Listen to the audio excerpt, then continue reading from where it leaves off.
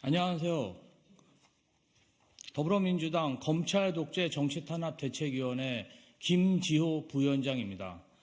총선 목전 폭주하는 검찰의 수사기소농단, 권한 악용의 책임을 묻는 제도가 시급합니다.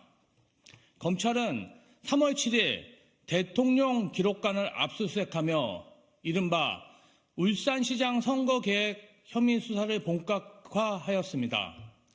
서울고검이 재기수사 명령을 내린 지 2달여 만인데 조국 전 장관이 언론에서 집중적인 주목을 받는 지금 시점에 검찰이 수사를 본격화하는 모습은 국민들로 하여금 검찰 수사의 진정성을 의심하게 만들기 충분합니다.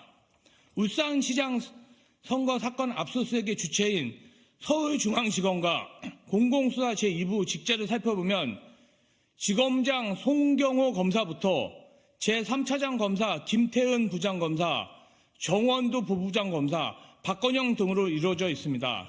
특히 송경호 지검장은 김건희 여사가 연루된 도이치모터스 주가 조작 사건 처리에 대한 이견으로 경질 압박을 받고 있다는 풍문이 무성합니다. 이런 상황에서 선거 목전이 터무니없는 수사하고 있는 모습입니다. 보수 언론에서조차 지적했듯 그간 검찰 억울한 피해자가 생기지 않도록 최선을 다하기보다는 기소해도 무죄가 나도 아니면 말고식의 수사와 기소 형태를 반복해 왔습니다. 동아일보 송평인 논설위원은 이것에 대해 수사농단이라 칭하며 수사농단에 대한 수사를 꼭 해야 한다고 목소리를 높입니다. 검찰의 자의적인 수사와 기소는 윤석열 정부가 들어서고 나서는 정치적 목적으로 사용되기 시작합니다. 야당과 정적을 공격하고 김건희 여사 등 대통령 일가를 보호하는데 헌법이 부여한 검찰의 권한을 악용하는 것입니다. 가히 수사 기소 농단이라 부를 만합니다. 비록 최근에 울산시장 선거 관련 수사뿐 아닙니다. 지난 정부가 통계를 조작했다며 전 정부 청와대 인사들을 총선을 3개월 앞둔 시점부터 줄소환하며 국민의 눈과 귀를 어지럽혔습니다. 야당 대표와 그 배우자에 대한 내용은 차지하더라도 야당 관련 인사에 대한 검찰의 무자비한 행태는 하나하나 예를 들기 어려울 지경입니다.